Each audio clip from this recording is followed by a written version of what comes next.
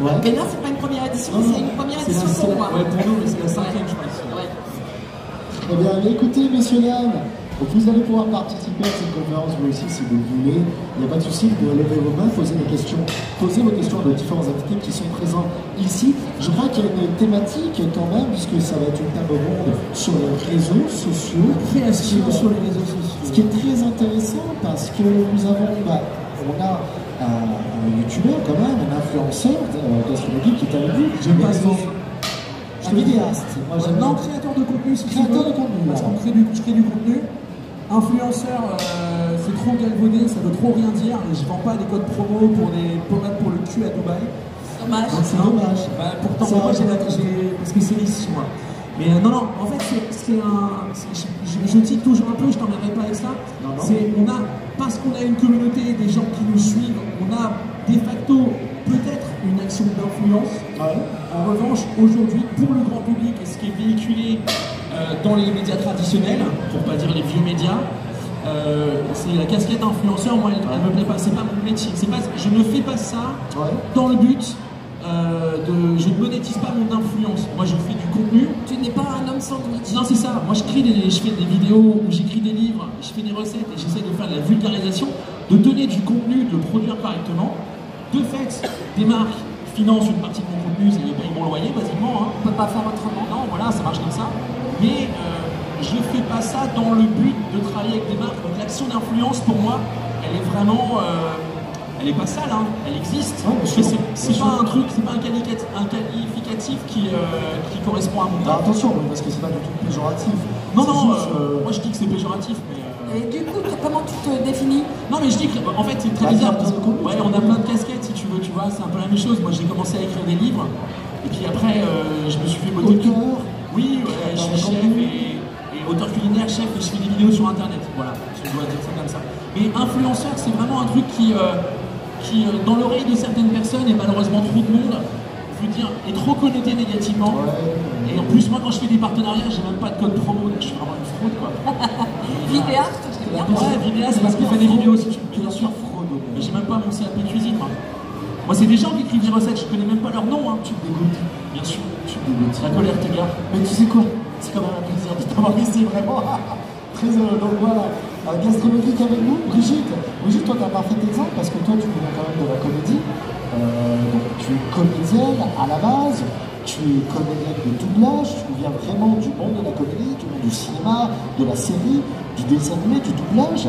Et tu en es arrivé à bifurquer depuis quelques années maintenant sur YouTube aussi. Hein, en fait, c'est pas une bifurcation, en fait, c'est un complément. C'est-à-dire que notre métier de comédien, notamment de doublage ou de radio, hein, parce que je suis beaucoup à la radio aussi, en fait, ça se passe toujours dans le noir et derrière des murs. Et en fait, les gens qui nous suivent, qui aiment bien ce qu'on fait, qui font partie de notre communauté, en fait, ils ne savent pas comment on fait ça. Il y a plein de gens qui pensent que faire du doublage, c'est hyper facile, il suffit de lire un truc qui passe comme du karaoké, quoi. Et quand tu leur dis, non, en fait, c'est pas ça, faire du doublage. Faire du doublage, c'est être comédien, c'est pouvoir pleurer, rire à la demande, faire plein de choses, innover, inventer, faire vivre une boîte de sardines ou un micro ou un tiroir qui parle. Et bien, du coup, ah ouais, mais comment? Et du coup, ma chaîne YouTube permet de montrer un peu l'envers du décor, montrer aussi des comédiens qu'on ne connaît pas forcément. Moi, aujourd'hui, les gens me connaissent un peu, mais il y a plein de gens autour de moi qui sont des gens géniaux, des super comédiens qui jouent au théâtre, qui jouent dans les films et tout ça, qu'on voit apparaître comme ça, mais on ne sait pas tout ce qu'ils font derrière. En Comment ça doublage. marche?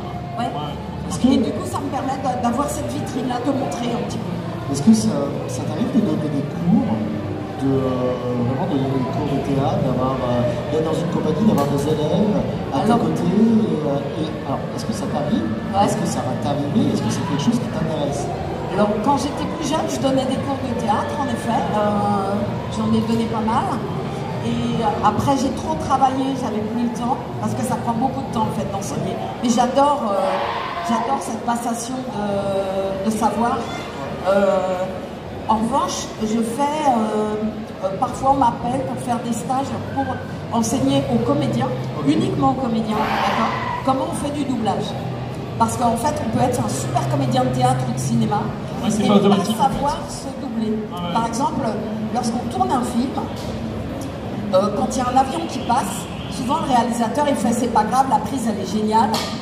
On refera ce petit morceau de son où il y a l'avion qui passe en studio. Et ça s'appelle de la post-synchronisation.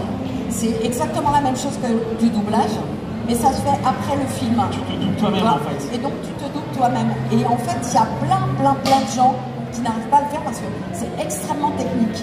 Et par exemple, cette année, je suis allée à Montpellier faire des stages pour les gens qui font Un cycle au soleil et tout ça, parce qu'il y a beaucoup de séries là-bas. Et une série, on la tourne très rapidement. Et il faut que les comédiens, ils puissent venir se doubler vite. Parce que un studio, ça coûte cher. Déjà, un film, ça coûte cher. Une série, ça coûte cher. Mais le studio, ça coûte cher. Donc il faut être efficace tout de suite, quoi. C'est énorme. Moi, j'aurais bien aimé que tu sois invité pour coacher les chefs qui font Top Chef. Ah oui.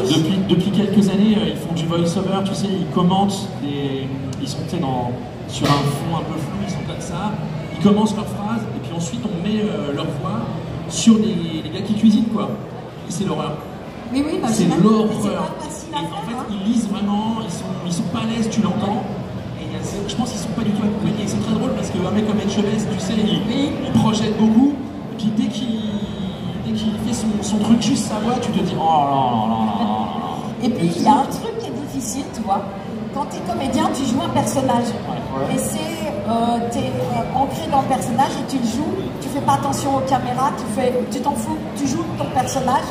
On te dit, t'apprends dès le départ à ne jamais t'occuper de la technique, tu vois. Et puis un jour, je deviens youtubeuse. Et là, le vidéaste, il me fait, tu t'adresses à la caméra. Mais c'est une horreur de s'adresser à une caméra. Face cam, c'est difficile au départ. Je pense que mes premières vidéos, elles sont à chier. Parce que tu regardes par là. Je regardais la caméra et en fait, j'étais hyper mal à l'aise. C'est drôle, alors que tu regardes quelqu'un quand tu joues, etc. J'étais hyper mal à l'aise parce que c'était Brigitte de Cordy qui parlait. Là, même face à il y a les deux. Je m'étais jamais. T'avais juste pas l'habitude de fixer les gens à qui tu parles en considérant qu'ils sont dans la caméra. C'est ça, et je m'étais jamais exprimée en tant que Brigitte. Je m'étais toujours exprimée en tant que petit personnage, grand personnage, femme, machin, quelqu'un qui n'est pas moi. Et là, d'un seul coup, c'est moi qui parle. Et en plus, je m'adresse directement aux gens. Je vais jamais y arriver, quoi. Alors que c'est facile de parler à des gens comme ça. Moi, j'aime bien être sur scène et parler aux gens directement. Mais toi, je m'adresse à tout le monde. Alors que t'adresser à une caméra, c'est horrible. C'est vrai. On va commencer peut-être avec cette thématique des réseaux sociaux. Je vais être très franc avec vous. J'aurais aimé qu'on parle un peu plus de vous. On parle un peu plus de votre en vrai, maintenant qu'on est là avec des micros, Fred, franchement, je vois pas quelqu'un t'empêcher de faire ce que tu veux. Ouais, voilà. Moi, je vais être en fait, franc, c'est toi qui dirige. Ouais, et nous, on est d'accord, on est avec toi. J'aime cette thématique des réseaux sociaux, mais moi, ce que je veux savoir un petit peu, c'est vous, c'est vos projets, c'est comment vont évoluer vos situations à l'avenir.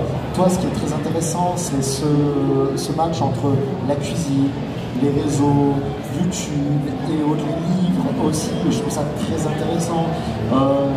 Brigitte, moi, c'est savoir un peu plus sur ces projets, sur YouTube, sur aussi peut-être éventuellement des projets vidéo, parce que Brigitte, c'est une voix, mais Brigitte, c'est aussi une personnalité, c'est aussi une personne, et je t'avouerai depuis toutes ces années que je te connais, et quand je vois tomber toutes ces séries françaises, moi j'ai envie de te dire, Brigitte, quand est-ce qu'on va te voir un petit peu en vidéo? Parce que moi je pense qu'il y a vraiment une demande. C'est très cloisonné, hein, c'est un métier très cloisonné. C'est vraiment. Moi je me dis. C'est vrai, mais j'en suis convaincu. C'est quelque chose que tu aimerais faire chez toi. C'est quelque chose que tu aimerais réapparaître à la télévision, en série, un rôle récurrent, quelque chose. Alors je sais pas si c'est un rôle récurrent parce que je bosse quand même pas mal et ça m'empêcherait de faire autre chose. Mais faire des rôles de temps en temps pour la télé comme je faisais quand j'étais jeune en fait. Eh bien oui, et en plus je pense que ça apporterait du public à la télévision, mais sans vouloir me vanter. Et c'est un truc hyper intéressant, je pense qu'on parle de médias traditionnels et on les oppose beaucoup aux réseaux sociaux. C'est une opposition qui est assez fake, je dis réseaux sociaux parce que tu as une communauté qui a émergé. Tout à fait.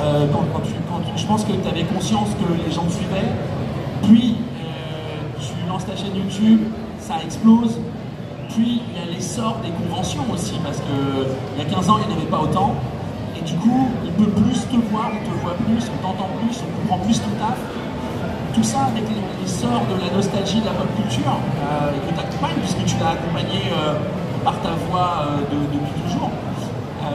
Je pense vraiment qu'à la télé, tu as plein de trucs à la télé, ou en tout cas en série au cinéma. Oui, j'imagine. Tu as des trucs à apporter et t'apporterais ça.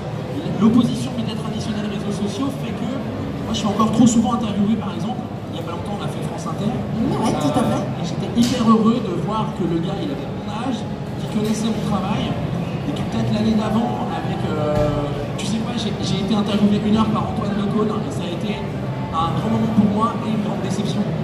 Parce qu'il avait une espèce de condescendance pour la pop culture de maintenant et des 15 dernières années. Et pour lui c'était Cobra, pour lui c'était les trucs il y a 40, 50 ans. Ah, c'est sa génération. C'est pas hyper sérieux et donc il y avait cette espèce de condescendance du vieux monde. Moi, Antoine, il m'a vexé en fait. Ah bah voilà. Parce que je suis allée dans son. Mais je sais pas s'il s'en est rendu compte. Dans Pop Pop Pop Pop. Il m'a invité pour parler de Dragon Ball. C'était, je sais plus, un anniversaire ou une série qui ressortait. Ou peut-être le film, je sais plus. Et en fait, il est arrivé à l'émission en disant ah, tout le monde connaît Brigitte Lecordier. Et il a commencé à tourner autour de la table comme un Indien en faisant comme si j'étais un Indien, quoi. Ouais, j'ai regardé, j'ai fait ah, c'est ça pour lui, tu sais que Dragon Ball, pour la vanne, j'étais un peu vexée en fait. Bah, en interview, moi j'étais avec, j'ai fait 2 fois Pop Pop Pop avec lui. Et l'équipe adorable, les gens adorables et tout, il y a des moments de petits décrochages. Et pour l'exemple, j'étais une fois avec Caris. Donc moi quand il m'a demandé si j'écoutais sa musique, j'ai eu peur, j'ai dit oui, tu vois. Ouais, bien sûr. Hein. Et il y a un instant où j'étais avec Jean Humbert, qui est un grand chef, qui a gagné Top Chef et ainsi de suite. Et à ce moment-là, Hugo feuillette mes livres qu'il avait sous la main. Et il y a vraiment eu un instant presque capté au micro de « Ah mais c'est de la vraie cuisine en fait ». Et tu te dis, on en est là. Et c'est dommage parce que je suis dans ton studio, fondamentalement, ce qui veut dire que ton équipe de programmation et édito... en même temps, Charlie Non, elle tient vraiment la route, elle est géniale, elle connaît vraiment ses sujets. Et ça fait partie de ces personnes qui considèrent que des plateformes de création de contenu peuvent émerger des talents ou des spécificités. Et Thibaut, Brigitte, est-ce que le problème n'est pas générationnel sur C'est ça, c'est ce que j'allais dire, c'est qu'aujourd'hui, en fait, j'ai la chance de pouvoir faire tout ce que j'ai rêvé de faire et je le fais aujourd'hui, un peu tardivement, mais on s'en fout en fait. Et ça, c'est grâce aux gens qui ont grandi avec moi, qui aujourd'hui prennent les rênes des médias, des films, comment je veux dire, des dessins animés, des productions, etc. Et qui se disent, eh ben, on va bosser avec Brigitte, quoi.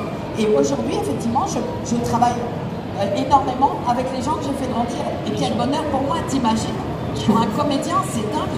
Je crois que ça n'est arrivé à personne avant moi. Ça fait une super belle boucle. Moi, je suis pas convaincu que ce soit générationnel parce que, en fait, ça dépend des médias et ça dépend des narratifs. Moi, par exemple, j'ai beaucoup proposé à M6 du contenu sur les réseaux sociaux en mode, moi, je vais dans les coulisses de Top Chef, je vais montrer aux gens comment ça marche parce qu'on ne le filme pas. Et la télé traditionnelle n'aime pas vraiment montrer comment ça marche. Et pendant des années, j'ai proposé des programmes. Pendant des années, je leur ai dit, mais je viens, je filme. C'est bienveillant. Nous, on aime votre programme. J'adore ce que vous faites. Je vais en parler correctement. Je vais faire ça bien. Depuis 2 ans maintenant, dans Top Chef spécifiquement, ils montrent des morceaux de coulisses de l'émission. Parce qu'ils se rendent compte que les gens, ça les intéresse. Mais des narratifs, pour moi, ça ne m'intéressait pas. On m'a proposé pendant 4 ans d'affilée d'être participant à l'émission Le Meilleur Pâtissier. Et systématiquement, j'étais casté parce que j'étais fan de pop culture. Une fois, j'ai fait l'interview pour M6 et automatiquement, j'ai été recoupé, redécoupé, les mots, les phrases. Donc j'ai appris à conduire des interviews par la suite. Tu sais, à faire des phrases interminables que tu ne peux pas couper facilement, à changer de rythme parce que sinon ils prennent tes mots. Et c'était à l'époque où les geeks, c'était encore un mot qu'on utilisait pour pointer des gens du doigt. Moi aujourd'hui, je trouve que c'est très galvaudé, ça veut plus dire grand chose et tout le monde l'est un petit peu. Et il y avait ce côté-là de il fallait l'adulte qui n'a pas grandi. France Info, il y a encore 3 semaines, a sorti un sujet sur les kidultes. C'est adultes à qui on offre des jouets à Noël, comme si c'était genre grave. Mais les gars, tu crois que tu vends des Lego à des enfants de 6 ans? Non. Enfin, je veux dire, aujourd'hui, l'industrie du toy, l'industrie du gaming. En plus, quand tu vois les Lego d'aujourd'hui. Mais voilà, tu vois, donc il y a un côté, les vieux médias ont des trucs à raconter, tu as besoin d'entrer dans leur case et dans les formats d'eux. Et ça, c'est pas spécialement générationnel, c'est juste à qui on vend quel sou, en fait. Il y a plein de gens hyper bienveillants que je croise majoritairement sur le service public, par exemple, parce qu'ils ont grandi avec nous. Moi, je te dis, j'ai pensé à toi cette semaine. J'ai reçu on a fait un financement participatif et quelques contributeurs ont payé pour pouvoir venir dans les coulisses de nos tournages et de nos émissions et participer, machin, donc on les a mis hyper bien. Et une jeune femme qui a 21 ans qui m'a dit, moi je me suis mis à la cuisine et j'ai commencé la cuisine avec votre premier livre. Je vous suis depuis que je suis toute petite. Moi je me vois pas, je me vois vieillir ces temps-ci, c'est terrible. Et je me trouve pas vraiment vieux, tu vois. Et quand une meuf te dit je vous suis depuis que je suis enfant, je l'ai foutu dehors. Mais alors, casse-toi. Tu vois, j'ai pas encore cette. Et moi, t'imagines, c'est ça en fait.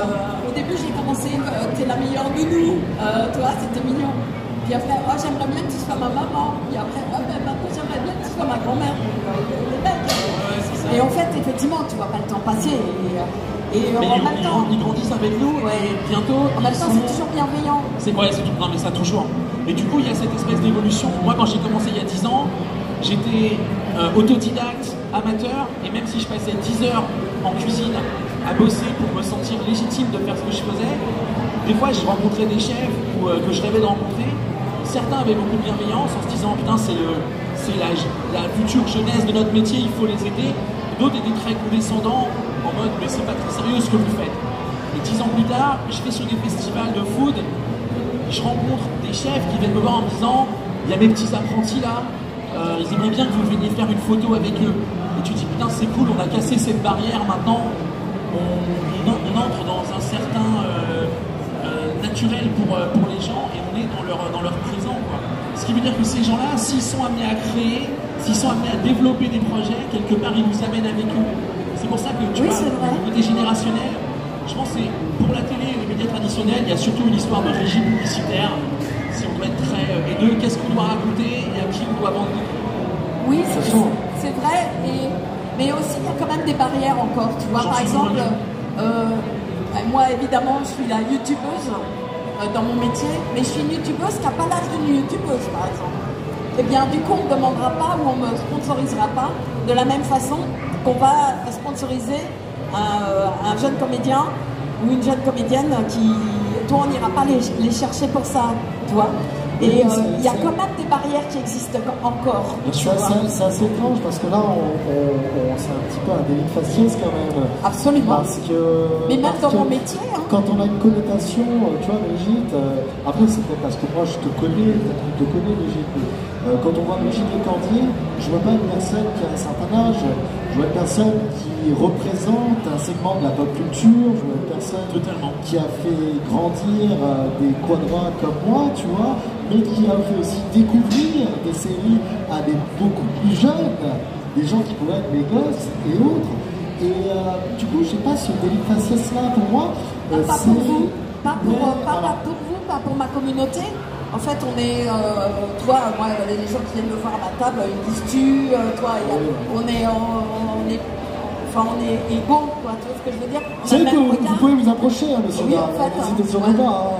Je vous vois un peu loin, vous pouvez venir si vous voulez, n'hésitez pas. Hein. L'odeur, c'est pas nous, hein, c'est la friture. C'est les takoyaki, en fait. Mais en revanche, tu vois, dans mon métier, par exemple, une fille comme moi qui fait des voix d'enfant, ma voix n'a pas changé, t'es d'accord? Est-ce que ça t'a porté, c'est même un péjoratif ce que je fais, est-ce que ça t'a porté préjudice d'avoir cette voix-là? Et oui, parce que j'ai une voix jeune, donc on ne peut pas distribuer sur les gens qui auraient mon âge, tu vois? Mais ils ne veulent pas diriger, ils veulent plus me distribuer sur les gens, sur les petits jeunes ou les enfants, alors que ma voix va toujours dessus. Il y a des a priori, au lieu d'écouter avec leurs oreilles, parce que normalement, c'est avec les oreilles qu'on travaille, nous. Et bien non, c'est avec la visibilité quoi. Oui, un tableau Excel, visibilité, riche voilà, et compagnie. T'es black, t'es chinois, t'es petit, t'es grand, t'es vieux, et t'as toutes ces catégories. Et même, parfois même, dans le doublage aujourd'hui, on te dit, si dans le film il y a un mec qui est black ou qui est homosexuel, il faut prendre un comédien black ou homosexuel, toi. Et s'il est les deux, je te raconte pas. On parle d'un comédien, donc il est censé pouvoir interpréter un rôle. Et c'est exactement ça. Et ne pas être enfermé. Mais c'est grave, ça devient grave. Comment tu moi je sais qu'à un moment donné, tu m'arrêtes si je parle de trucs dont je dois pas parler, parce que dans le métier on sait des choses. Non mais par exemple je sais que pour avoir travaillé, on s'est rencontrés à peu près, moi je sais que je venais de sortir le livre de cuisine officiel Dragon Ball et de passer quasiment 5 ans de projet entre la France et le Japon et la Toei Animation. C'est des gens super sympas. Pas une seule seconde. Les gens avec qui j'ai parlé, oui, ceux avec qui je parlais pas sont des fumiers. Mais non, mais ça a été hyper dur. Tu vois, je te parle de ça. Et je sais qu'à un moment donné, il y a eu des directeurs artistiques sur le renouveau de Dragon Ball Z et Dragon Ball Super. Il y a eu des recastings d'acteurs pour des questions qui, en tant que spectateur, paraissaient genre chelou. Pourquoi tu changes la voix alors que le comédien ou la comédienne est actuellement en activité, travaille, la voix n'a pas changé, tu vois, enfin pour le viewer, pour le spectateur. C'est tabou un peu ou pas ça? Non, c'est toujours pas tabou. N'importe qui. En fait, on n'est pas propriétaire de nos personnages. Bien Par sûr. exemple, demain, toi, il y a Daima qui arrive là. Ouais. Je sais toujours pas si je vais le faire ou pas. Ah oui. D'accord. On peut n'importe qui peut dire beaucoup, ça sera plus Brigitte. Elle est trop vieille. Et tu penses pas que... Là maintenant j'ai une communauté, donc peut-être qu'ils pourront pas le faire. Mais en dehors de ça, dans l'oreille des gens, quand tu changes une Mais voix, c'est horrible. Tu sais, Mais j'ai un quand... parfait exemple. Excuse-moi, j'ai un parfait exemple avec ça. J'ai un très bon ami qui est David Kruger. Et David Kruger, c'est le roi de Masterchef. Ouais. Et bien David, il faut savoir que quand la prod a été terminée de la série, à l'eau, en fait, et qu'elle est arrivée, et qui a commencé à avoir des débuts de voix, en fait, de casting vocaux et autres, eh bien personne n'a proposé à David pour faire la voix de John Sparta. Et en fait, ce qui s'est passé, en fait, c'est qu'il y a eu une énorme, on parlait de communauté il y a quelques instants, il y a eu un énorme élan de la communauté, justement, de l'Halo, en disant, mais les gars, on a un comédien de doublage connu, talentueux, qui fait la voix de ce personnage depuis des décennies, et personne ne lui dit, rentre dans la boucle, pour peut-être tenter de devenir ce personnage dans la série. Puis ça paraît logique en fait. En fait, toi tu regardes ça de l'extérieur, tu te dis mais le gars est là, c'est la voix du mec depuis X années, on fait la série. Bon, à moins que le mec soit très mauvais. Est-ce qu'il n'est pas le cas, tu vois, est-ce qu'il n'est pas le cas? Et là, pour Dragon Ball, c'est ce qui m'est arrivé. Hein. Il y a un nouveau mec qui a été nommé à la Toei France, qui va s'occuper du casting de Dragon Ball. Au lieu de dire, il y a le casting qui a été fait, je rajoute que les personnages qui n'ont pas été distribués. Il fait, oh non, là, elle en fait trop. Tu vois, voilà. Et du coup, il me remplace sur Trunks Petit et sur Videl. Et du coup, pour Trunks Petit, je lui dis, mais comment tu vas faire pour la fusion? Parce que c'est un peu chiant, quoi. Toi, à deux, ça va être chelou. Et il me dit, on verra. Il ne savait même pas du tout ce que c'était que la fusion. La fusion. Mais attends, ils mettent des boucles d'oreilles, c'est bon normalement. Et pour Videl, j'étais vexée parce que Videl, c'est le seul personnage de toute ma carrière que j'ai fait avec ma voix naturelle. Alors là, je dis, oh non, remplace-moi.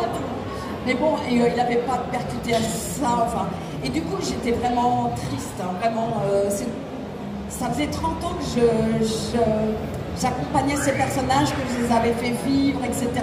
Tu sais, quand on est comédien, même en doublage, hein, nos personnages, ils nous apportent beaucoup et on leur apporte beaucoup, quoi. On est en fusion, justement. Et là, j'étais vraiment choquée, d'autant plus qu'on ne m'avait pas prévenu avant. Je suis arrivée ouais, ça a été fait bien. devant l'image. Vous avez pas eu le mémo? L'image, dit t'as fini. Le mémo.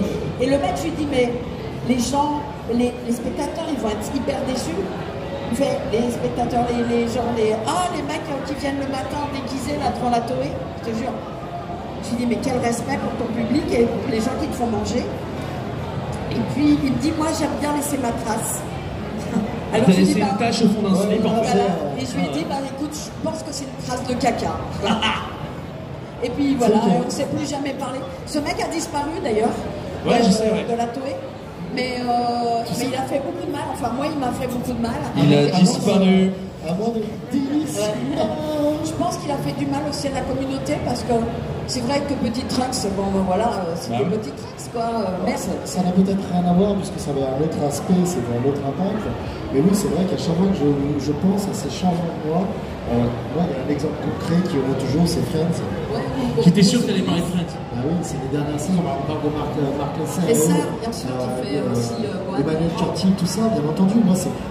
Parce que je vais être franc, là, je vais me positionner en tant que spectateur, en tant que fan. Moi, je me rappelle à l'époque, quand Friends, au bout de X années, X saisons, d'un coup, on se retrouve avec 3 voix qui ne sont pas du tout du cast principal en plus, hein, qui ne sont pas les voix avec lesquelles vous avez grandi. Ben, croyez-moi, ça m'a fait très bizarre quand même. Oui, mais est-ce que tu décroches? Est-ce que vous décrochez quand vous kiffez une série, vous kiffez un personnage, saison d'après, c'est pas la même voix? Est-ce que ça fait que vous dites ah non, fini? Est-ce que ça a un impact pour vous? Ça dépend. Effectivement, ça a un impact. Ouais, je vois les. Vous savez, j'ai un autre exemple à la con, vous allez certainement foutre de moi. Je suis très fan des Dents de la Mer. Très fan des Dents de la Mer, c'est un des films de cheveux. Et un jour, en fait, ils sortent une édition pour les 40 ans du film, et pour les besoins des 40 ans du film, ils mettent le film en digital. Donc ils créent une piste audio. Sauf que pour le problème c'est pour créer cette piste audio, il a fallu redoubler le film. Mais redoubler, non pas avec le cast d'origine, mais avec un nouveau cast. Et croyez-moi, que quand vous regardez un film qui est aussi iconique que Les Dents de la Mer, que vous connaissez par cœur, avec les voix de Richard Dreyfuss, de Roy Schneider d'époque et autres, et que d'un coup vous avez un cast avec des voix qui sont très sympas, bien entendu, mais qui ne sont pas ces voix, c'est un petit peu comme si je vous présentais Star Wars, les premiers Star Wars, ou même les Retours vers le futur, avec un nouveau casting de voix. Et là, ça vous fait très mal. C'est pour ça que je pense qu'il faut éviter de toucher à ces acteurs qui donnent voix à des personnages iconiques depuis des années. Je peux comprendre qu'il y ait des acteurs, on parle de l'État qui un jour a dit bon j'arrête, Schwarzenegger c'est super mais j'en peux plus, j'arrête. Là ok c'est naturel, mais quand vous avez des comédiens comme Brigitte et autres qui sont toujours actifs et encore très bien actifs et qui veulent continuer à faire vivre ces personnages, quel est l'intérêt de les changer? C'est un truc que je n'ai jamais compris. C'est des desiderata de personnes qui ont un ego mal placé, en fait, tout simplement, je pense. Alors, je vais rebondir là-dessus. Thibaut, si tu veux bien d'ailleurs, on avait une vidéo par rapport justement à une autre problématique. Ouais, je suis chaud pour qu'on en parle. De toute façon, je suis chaud pour qu'on casse des trucs, pour qu'on brûle des choses. Pas ici, pas aujourd'hui, pas vos vêtements. Est-ce que tu peux nous parler un petit peu de ce problème qui est en train de gangréner de plus en plus le milieu du doublage, mais pas que. Mais pas que, oui, parce qu'il y a les... je voulais vous parler de l'IA.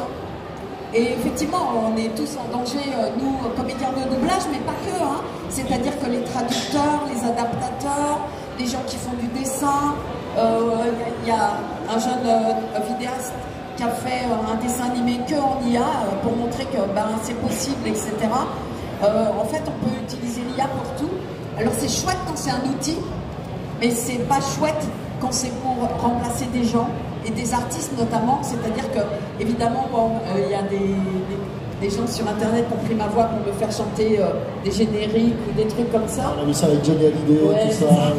Et en fait... Je suis tellement désolé, mais j'ai tellement ri. Mais moi aussi. Pokémon par Johnny, excuse-moi. Mais le pire, c'est que les versions Johnny... Elles sont pas mal. Si Johnny avait chanté des génériques d'animés en japonais, les gars, mais j'achetais les disques. Le Weird de One Piece, là. Mais c'est un vrai problème. Mais c'est un vrai problème, c'est-à-dire qu'on peut... en fait, du coup, il ne faut pas s'amuser avec ça parce que du coup, ça ne devient pas drôle, malheureusement. Mais en fait, voilà, il ne faut pas que ça remplace des humains. Voilà. En fait, c'est une vraie problématique, c'est que l'IA, elle est à la création, ce que le micro-ondes est à la cuisine, c'est un outil. Tu peux t'en servir pour faire de la merde, ou tu peux t'en servir pour... non, il n'y a pas que de la merde dans l'IA. Non, mais c'est ça l'histoire, c'est que c'est un outil, tout dépend comment on décide de travailler. Nous, dans l'édition, moi, quand je vois des grandes maisons d'édition qui vendent des bandes dessinées, qui vivent parce qu'elles peuvent vendre des bandes dessinées qui sont dessinés par des gens dont c'est le métier, qui ne gagnent pas bien leur vie, et que les couvertures des livres sont générées par IA, ça me rend ouf. La problématique, c'est pas tant l'outil, parce que l'outil peut aider à la création dans de nombreuses situations. En revanche, c'est le manque de législation, le manque de cadre, et puis le manque de déontologie des gens, des studios par exemple de comédiens de doublage ou des studios de jeux vidéo. J'en ai parlé il n'y a pas longtemps avec Donald Regnault justement, où tu commences à recevoir des contrats, vraisemblablement, on va te demander de faire des prises supplémentaires qui vont, dans la finalité, servir à entraîner une IA à te remplacer le jour où tu seras plus là. Et sauf que généralement, ce qui se passe, c'est qu'on n'attend pas que tu sois plus là. Oui, c'est ça. Mais ouais, c'est un peu la problématique qui se passe aux États-Unis là. Du coup, on pense qu'il faudrait légiférer déjà pour mettre un cadre, c'est-à-dire que bien sûr, on peut utiliser l'IA et j'ai des amis médecins, moi, qui utilisent chirurgiens, qui utilisent l'IA pour être hyper précis, etc. Fondamentalement, on s'en sert déjà à plein de niveaux. Moi, quand je fais un montage vidéo, que j'ai merdé sur un morceau d'image, je prends l'IA de mon truc de montage et qui me rend bien service si on voit pas que j'ai merdé. Voilà, mais ça c'est un outil et ça ne remplace personne. Vous l'avez très bien dit, ça doit rester un outil. Voilà. Est-ce qu'on a, alors en régie, excusez-moi la régie, est-ce qu'on a la vidéo, peut-être la vidéo justement que Brigitte a réalisée avec mon fils. Avec ton fils, avec lui. Est-ce qu'il y a possibilité de passer cette vidéo s'il vous plaît? Et ensuite, après, on pourra débattre peut-être quelques minutes, mais on s'en laissera la place surtout à Dina. Après, vous allez faire du cardio, les mecs, vous allez en chier. Ça va être trop bien. Oui, parce qu'en fait, il y a une pétition qui circule avec le syndicat français des artistes. Et sur ma table, si vous venez à la signature, je vais mettre un QR code et vous pourrez aller directement la signer. Franchement, soutenez-nous, signez tous cette pétition. Et du coup, j'ai fait une petite vidéo pour vous convaincre. Eh bien, c'est parti, on la lance. Messieurs, dames, restez. Regardez cette petite vidéo avec nous. Let's go, on en parle. Donnez-moi votre force, Genki Dama.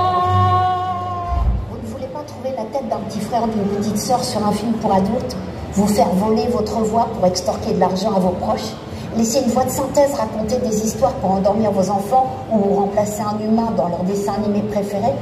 Eh bien, tout ça arrivera si on ne fait rien pour légiférer et limiter les vols de données personnelles afin d'entraîner des IA à travers le monde. J'ai besoin de votre force à tous pour protéger nos voix, vos données, sauvons nos métiers, sauvons les artistes, défendons un divertissement humain. Alors venez vite signer la pétition du syndicat français des artistes pour protéger les voix françaises et partagez-la à fond avec le hashtag touche pas ma VF. C'est classe. Ouais. Révolution. Pardon. Touche pas à ma VF, c'est classe, hein. Touche pas à ma VF, c'est le hashtag du syndicat. Vous faites des badges et des t-shirts? On va le faire, je pense. Moi, je les porte, hein. Je les porte en émission. Tu peux nous expliquer qui fait partie de ce syndicat un petit peu? Pratiquement tous les artistes. Enfin, moi, depuis que je suis comédienne, en fait, c'est le syndicat français des artistes qui a été monté par. Comment il s'appelle? Bravo. Un gars de l'ancien temps. Gérard, de l'ancien temps. Et du coup, c'est des gens qui se sont battus pour nous, pour qu'on ait des conventions collectives. Quand on est arrivé, nous, dans le métier à 20 ans. Il y a déjà eu en plus une crise du doublage il y a quelques années, en plus, sur votre rémunération, sur comment ça marchait. Et donc, du coup, moi, j'ai toujours été syndiquée. Les trois quarts de nos camarades aussi, comédiens, ça nous permet d'être unis et de faire les choses ensemble. Notamment, effectivement, pour la grève, quand les chaînes sont arrivées, on nous prenait, on avait fait par exemple Dragon Ball, ça passait en boucle à la télé, et puis on disait non, tu travailles plus parce qu'on t'entend trop à la télé. Tu dis mais je l'ai fait une fois, j'ai été payé une fois, et vous l'utilisez des milliers de fois. Et du coup on a demandé des droits, on s'était battu pour avoir des droits, on a perdu, on en a un tout petit peu, mais pas ce qu'on aurait dû avoir.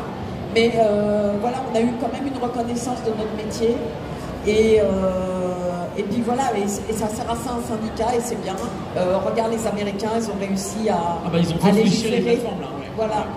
Par contre, j'ai cru comprendre que ça pue un petit peu aux États-Unis par rapport à l'IA, parce qu'il y a quelques jours, il y a quelque chose qui est passé, comme quoi ils avaient maintenant la possibilité de pouvoir utiliser des acteurs morts Et bien sûr. oui, pour pouvoir les remettre dans des films. Dans Star Wars, il y a eu beaucoup d'utilisation de génération 3D d'acteurs, tu vois.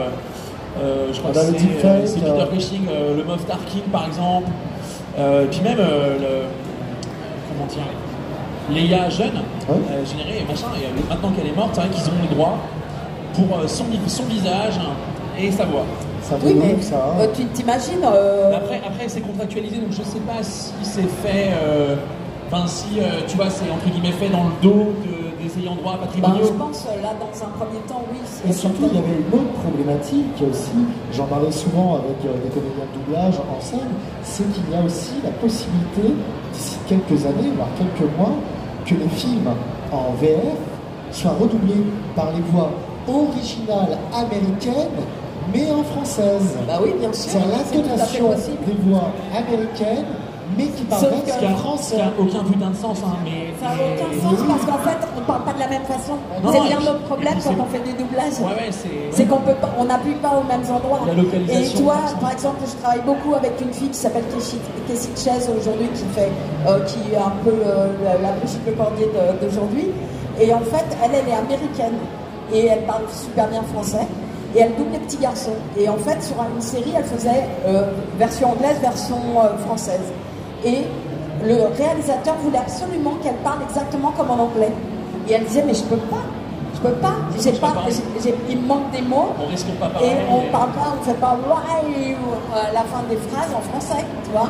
On n'appuie pas sur les mêmes, on n'a pas les accents toniques au même endroit. Et c'était vachement intéressant de discuter comme ça avec le réalisateur qui était vraiment en disant ouais, il n'y a qu'une version qui est bien, c'est la version anglaise. C'est quand même terrible ça, hein, parce que moi par exemple, je sais pas vous, mais moi par exemple j'ai vu, il y a des films qui sont majeurs pour moi, genre Piège de cristal, les premiers Die Hard et L'Arme fatale. Et sur Emma Klein, Bruce Willis, Patrick Poivet et L'Arme fatale d'Arbois. Voilà. Mais je vois ces films, je les connais par cœur en français, par cœur. Toutes les punchs et tout. Quand j'ai été assez vieux pour entrer dans ce discours, les films en VO c'est mieux. Je suis allé voir Die Hard 4, qui en dehors d'être une purge, est une purge en VO aussi. Et voir Bruce Willis dans sa vraie voix, alors que je venais de passer peut-être les 6 ou 7 dernières années de ma jeune vie à entendre Poivet, c'était pas possible. Et ça m'a fait ce dont on parlait tout à l'heure, c'est pas la même voix, donc ça va pas être drôle pareil, c'est pas le même mec. Mais tu sais que, pour revenir sur ce que tu dis, je pense que j'ai arrêté de regarder le film de Bruce Willis à partir du moment où Patrick Poivet nous a quittés. C'est con, mais bon, alors c'était déjà la déchance pour lui. Non, mais en fait, sa voix à lui, c'est très bizarre parce que c'est dissonant intellectuellement. Tu comprends qu'il a sa propre voix, ce mec-là, mais t'en as rien à foutre parce que ton cerveau, il a trop entendu. La version française. C'est exactement ce dont je parlais tout à l'heure avec Les Dents de la Mer ou d'autres. Imaginons si on devait recaster les acteurs pour des films iconiques. On va se faire casser la gueule. Ah ouais, là j'ai l'impression que j'ai pas pris mon short, on va se faire casser la gueule. En tout cas, j'ai besoin de vous, donc si vous pouvez, cette vidéo je l'ai mise sur tous mes réseaux, si vous pouvez vous en emparer et la faire circuler partout. RT, follow, vous partagez. De notre côté. Ouais, on a besoin vraiment que tout le monde signe. Insta, Snap, représente. Brigitte, on te retrouve en dédicace. Ouais. Tu as le petit QR code. Vous n'hésitez pas, dès qu'il y a une dédicace, Brigitte, tac, vous scannez le QR code. Let's go, vous allez signer la pétition. Pareil, je pense que Thibaut mettra en place un petit truc. Oui, moi je vais mettre en place un QR code. Hein. Vous arriverez directement sur les sites d'achat de mes livres parce que je m'en fous de la part. Attends, tiens, avant qu'on se cache, je te donne un truc. Quand ChatGPT a commencé à bien se développer, j'ai eu un petit haut le cœur. Je me suis mis moi-même sur ChatGPT, j'ai passé 1h30 à écrire un prompt pour demander à ChatGPT d'écrire une recette comme moi. Ah, je me suis rassuré.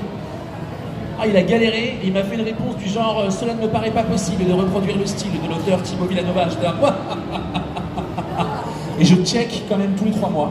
Et quand mon éditeur m'appelle en me disant « Ouais, on a des idées, mais je sais pas si t'es la bonne personne. » T'arrives en mode « Éteins cet ordinateur, petit enfoiré. » Mais c'est vrai, ça peut frapper tout le monde. Donc non, moi je relayerai ta vidéo avec plaisir.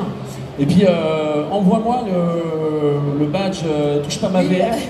Je le mettrai sur mon tablier. Ouais, mais voilà. pour l'instant, toi, ça a débuté hier, toi. Donc, c'est on va une laisser la vague machine se mettre en naissante. marche. il faut mettre en marche, mais vraiment, je compte sur vous tous. En tout cas, messieurs, dames, s'il vous plaît, veuillez applaudir comme il se doit. Brigitte Belcordier, gastronomique, Thibaut Belalouka qui est avec nous pour cette petite conférence, ma foi, très chill. Très chill, c'était prévu. Très cool de vous avoir sur scène. On vous retrouve en dédicace, toi Brigitte, sur le stand dédicace. Toi, Moi Thibaut. aussi, non, je serai là à 16h30.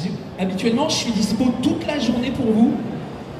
Je serai de 16h30 à 17h30 à l'espace dédicace. Venez si vous avez vos livres, si vous ne les avez pas, ils en vendent. Alors, par contre, je vais être très franc, Thibaut. Ouais. Vous avez une quarantaine de livres. Les gars, si vous n'avez pas votre Ouais, livre, sur le stand Cultura, ils n'ont pas prévu des masses de livres. Si vous n'avez pas de livres, je signe les fronts, essentiellement les fronts et les culs. Mais bon, voilà. Mais de 16h30 à 17h30, je serai là-bas et en photoshoot aussi. Après, vous me chopez dans les couloirs, on fait des photos, vous faites pas la queue pour ça, je suis trop sympa. Et puis demain, on parle de bouffe encore. Ouais, on va parler de bouffe demain, ça c'est cool ça. Ça c'est dommage que tu m'aies pas fait une petite recette en direct là. Ah, on y va, on y va. Let's go, on va voir ça. Allez, merci à vous tous. merci Merci beaucoup. Et restez pour Dina, restez pour Dina. Ça va danser. Ça va danser. Et n'oubliez pas, moi aussi je suis en dédicace, alors je le dis pas bien souvent, sûr, moi aussi je suis en dédicace, normalement tout à l'heure, n'hésitez pas à venir me voir. Merci beaucoup. Merci à vous.